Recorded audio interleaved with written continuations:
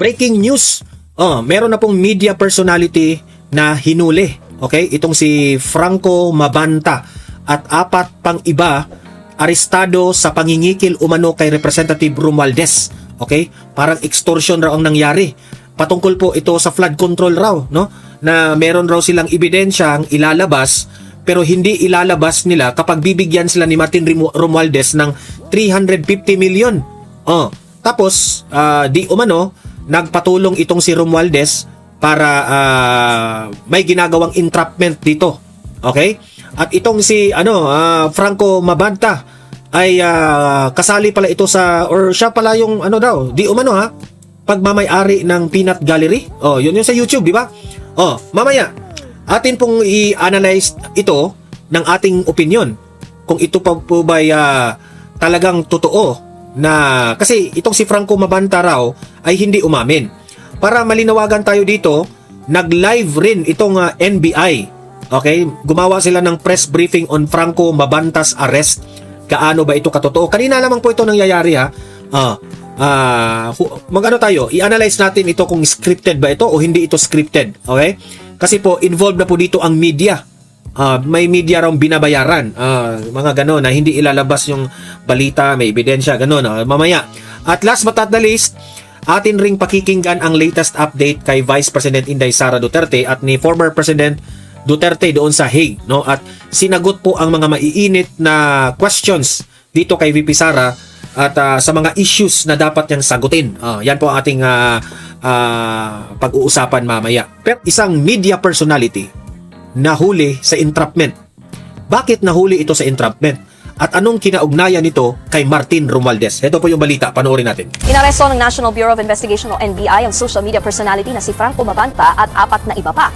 Dahil umano yan sa pambablackmail kay dating Speaker Martin Romualdez. Binablackmail raw itong si Martin Romualdez. Bakit binablackmail si Martin Romualdez? Ito yung balita. Para nga sa iba pang detalye, live mula sa NBI headquarters sa Pasay City, may express report si Gio Robles. Gio, ano bang mga reklamo ang isinampa mismo kay Mabanta?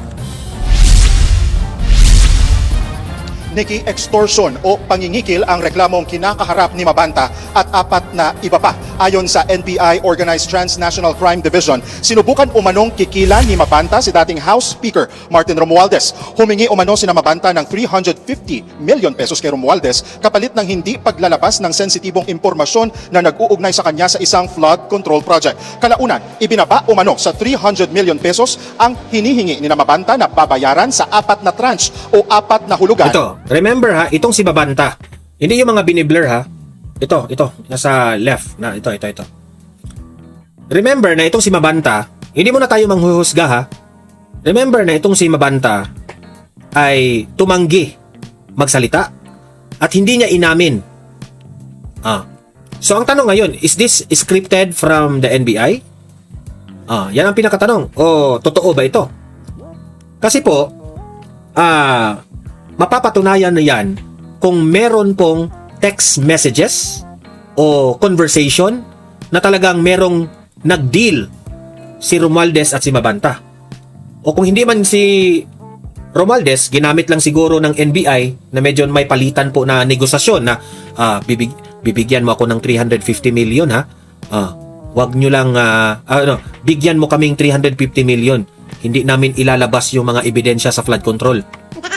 Parang gano'n ang nangyari daw. Kasi kung kung scripted po ito, malalaman natin yan. So dapat ang NBI magpalabas sila ng ebidensya kung saan meron pong palitan ng messages dito kay Mabanta at ni Romualdez. Yan ang dapat nating paniwalaan. Pero kung wala, imbestigahan muna natin. Hindi tayo dapat manghusga. Okay? Because this is a big developing issue. Alam naman natin gaano kainit itong issue ng flood control corruption dito sa Pilipinas. Tapos heto pa ngayon, lumabas na naman itong issue na ito. Marami ang nagsasabi, Don Mar, posibleng na naman yan para maging malinis na naman si Martin Romualdez dyan. At parang baka konsabo na naman si Martin Romualdez sa NBI. Pero hinuli nila Ewan ko lang kung meron silang ebidensya. na tig 75 million pesos. Naaresto sila Mabanta sa isang exclusive village sa Pasig gabi nitong Martes, May 5. Nakipagkita sila Mabanta sa isang agent na nagpanggap na tauhan ng dating House Speaker. Nang matanggap ang marked money, dito na gumalaw ang mga operatiba ng OTCD. Sumama ang News 5 sa operasyon kagabi. Doon nga, sinubukan natin silang makapanayam, lalo na si Mabanta, pero itinanggi nila ang parata. Mismo ang kampo ni Romualdez ang dumulog sa NBI para magreklamo. Dating commercial model at kasalukuyang founder, may-ari, CEO ng isang online media platform, si Mabanta. Nakatakda silang isa-ilalim sa Ewan ko lang kasi kumakalat ang issue na yung media platform na yun ay Peanut Gallery. inquest proceedings ngayong araw at kasabay niyan, alas 11, maya-maya ay magkakaroon ng press briefing mismo si NBI Director Melvin Matibag. Yan muna ang latest mula dito sa NBI. Balik sa iyo, Nikki. Yan ang Express Report. So yan po ang nangyari. Okay? So pakinggan natin ngayon ang live press briefing ng NBI para karagdagang impormasyon patungkol po dito. Okay, ito play. Is this what does this operation tell us at the moment sa pag-aresto natin kina Mr. Mabanta and his associates from the Peanut Gallery Media Network? Well, we just want to say nga na ang trabaho naman ng NBI is to look after criminal activities, no? Let me set the record straight immediately na baka kasi sabihin na the 13th freedom of expression. We don't investigate opinions, no? What we investigate are crimes, no? So yung paggamit ng we are weaponizing social media to gain financial gain illegally by extortion, we go after that. So yun lang naman yung gusto nating ipabot dito.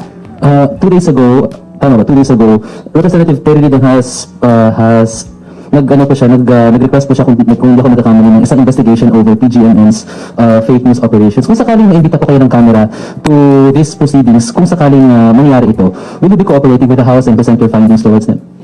Well, we always submit to the jurisdiction ng House. No? Pag inimbita tayo, sinabina, inimbitahan as resource speaker, we always go to Congress para gawin yan. In relation to that, ako na magsabi, this could be an option for us to come out with legislation to regulate siguro yung ating mga social media, no? Because we don't want social media to be weaponized. Meron kasi mga practices sa social media na kailangan natin siguro bigyan ng pansin na tutukan na mga kailangan nating itama. One way or another, baka lahat naman tayo we've been victimized by fake news, yung mga ganyan. Those things should be addressed, and I think it's about time, not zeroing on PGMN or the personalities, but on the social media in general. Siguro dapat yun yung ating direction dito when there be a legislation na kailangan gawin. Final pertinent detail lang po, saan po ginawa yung operation? Sa Valle Verde, Pasig or Quezon City po ba? It's Pasig, no? So they will be under the jurisdiction ng Pasig prosecutors and RTC eventually kung umakyat yung kaso. Okay, thank you very much. Yan, Mr. John Consulta. John Consulta po, GMA News. Magandang araw po sir. Congratulations po sa NBI for the successful operation. I'd like to address this question to our operators with your indulgence po, sir. Pwede lang po namin malaman yung timeline. Kailan po, sir, nagkaroon po ng contact ang grupo po ng PGMN? Kasi po, last night, when I talked to them, they're claiming na sila daw po ang nilapitan. Sila daw po ang kinausap, not the other way around. Pero po, just to set the record straight, ano po ba yung nangyari po, sir? Kailan po nangyari at paano po sila nagkaroon ng contact? If you can just walk us through po. Attorney Mark Santiago, would you like to answer that? Yes, sir. Based on the complaint, meron ng initial talks since a year ago, pero nabuhay lang siya ulit with respect to a representative of the complainant. So, through the representative of the complainant, lumaki na yung amount. Kasi a year ago, mababa lang yung amount eh. Pero through the representative of the complainant, 2 weeks ago, 2 weeks ago, it ballooned to 350 million pesos. So meron pang mga usap-usap at ang final demand is take it or leave it, 300 million pesos.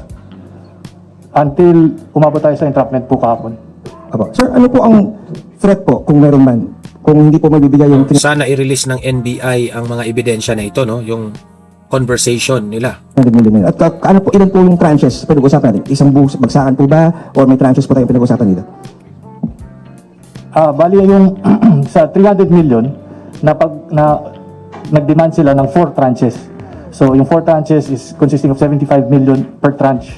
Tapos yung threat naman is merong deadline eh. So kung hindi ma-settle yun, May 5 magre-release sila ng first part 1 ng video kasi merong pinadala una, teaser, kung saan makikita nga na yung complainant is damaging yung kanyang Ang pinakatanong ko dyan, kung totoo man na parang binablockmail si Martin Romualdez, ano ba yung bagay na binablockmail siya? Siguro naman yung si Franco Mabanta, meron siyang hawak-hawak na ebidensya laban kay Martin Romualdez patungkol sa flood control anomaly. Yan ang dapat natin ring imbestigahan kung meron ba talaga. yung kanilang publication at yung threat is pag hindi ma-settle yung dinedemand nila, Day 5 ilalabas na yung part 1 ng video. Opo. To the director, sir, just my final query. Gaano po ka-importante yung ganito pong klase ng operation? And if ever meron pa po ba tayong mga ipa-follow up pa na member po ng grupo po nila? Well, it will still be an ongoing investigation kasi it's yung PGMN, yung Peanut Gallery Media Network yung involved dito. So, we will look into Ano yan well-known yung Peanut Gallery yan na yung mga telepono and accounts, social media. There are several social media accounts that was mentioned and linked to PGMN, So it will be a continuing investigation, but in the meantime, those who are apprehended, papailan na natin ng kaso dito para ma-inquest na, And eventually, ito naman, pag inakyat sa korte, then I think bail will be recommended dahil when I look into it as a lawyer, yung crime naman will be subject to bail, Opo. Sir, sorry po, pasensya na po ha. Huling pahabol lang kay Sir Attorney Pimentel. Sir, how difficult was it, sir, yung operation po kahapon? Dahil we understand na meron pong initial area na dapat po doon mag-meet up, pero yung dapat mabilis ang operation, tumagal na po ng hanggang gabi na halos abutin na po tayo ng halos madaling araw na. Ano ba nangyari, sir? Bakit po nagkaroon ng challenging part po ang NBI? Yun nga po, since nung mangyari na yung actual entrapment operation, consummate na yung demand and yung threat na kinukonsider natin na possible violation ng batas. Ang problema lang, yung subject ayaw niyang tanggapin yung pera personally. And ang explanation niya nga kasi doon sa lugar sa hotel, so maraming CCTV. So nag-instruction sa amin na dalhin ito sa isang lugar sa Pasig at ibang tao yung magtatanggap. So we have to release him kasi nga at that time hindi niya tinanggap yung pera. So binitawan namin siya and nagkaroon kami ng tailing and surveillance hanggang sa napunta kami doon sa tao na binigay niya ng address na binigay niya. So nung binigay po namin yung pera, hindi pa rin namin hinuli yung taong tumanggap kasi hindi naman sila yung kausap namin initially. So nagkaroon kami ng follow-up surveillance and tailing. So sinundan ho namin until sa time na ma-identify namin yung exact unit kung saan dinala yung pera. And to our surprise, nandun din po yung subject, si Mr. Franco, na siyang kausap namin dun sa hotel sa Makati. So that's the time that we declared the arrest of the subjects, including with other individuals na apparently kasama niya in conspiracy to facilitate extortion. In relation to that, yung sa question mo kasi, syempre titingnan din namin dito kung if there's conspiracy, kung coordinated activity ba to, yung beneficiary, sino kasi malaki yung amount. So beyond the arrested individuals will look into it. Tapos yung subject na ginagamit na yung video na ginagamit, we'll look into the personality, sino ba yung mga nandiyan na yung interest. So titingnan natin lahat yan, all the angles. But rest assured, as always, NBI is very, very fair. Ang intensyon namin dito ay protection na natin yung BOG system, yung media system. Kasi kayo mga nasa media, you will also be a victim here. If yung reputation will be tarnished because of some media practitioner using the modern form, itong social media natin, to extort money, na manghihingi ng pera. Yung press freedom, okay yan, we protect it. But criminal activities will go after it. Very much, Vice President. Maraming salamat po marami. NBI, congratulations po. Sino po susunod? Good morning, Direct Kakampi Online TV. Regarding tungkol sa mga nahuli natin ng mga tao, meron kayong mga protection, mga foreigner o any mga higher official, pinoprotect sila, kaya ganyan kalakas loob sila humingi ng malaking halaga? Well, yun ang sinasabi natin, this will be still an ongoing investigation. Tingnan natin if the connection goes beyond the arrested individuals. As of now, we cannot say na may ganyan or kung ano pa man. Second question, hindi kaya ang NBI record niya dati may masamang record na imbestigahan natin? Ano naman po, lahat naman po ng aming na-apprehend, we submitted to background check dito po sa database na NBI. So protocol na po namin yan, hindi lang sa particular na group or individuals. And pag meron po, kagaya na po, isingit ko na, yung nangyari kay yung broadcaster si Jason sa na sinasabi, hindi ka agad na-release. Ang reason po kaya hindi na-release, there are about 4 cases na lumabas na wala pa clearance. That's why yung lawyer tsaka si Mr. Jason sa came out with the undertaking that they will produce the clearance within 7 days from the release. Thank you very much. Okay, yan, napakinggan natin ang statement ng NBI patungkol dito sa Franco Mabanta na naaresto pangingikil umano kay Martin Romualdez. Alam niyo, sa totoo lang, sa ngayon, hindi ko muna masabi, no, kung ito ay scripted o hindi. Oobserbahan natin itong mga developments na ito. Kasi later on, meron pong lalabas dito na mga videos during the entrapment. Meron ring lalabas dito na mga screenshots siguro ng mga conversation nila. So, let's wait and see. Hindi muna tayo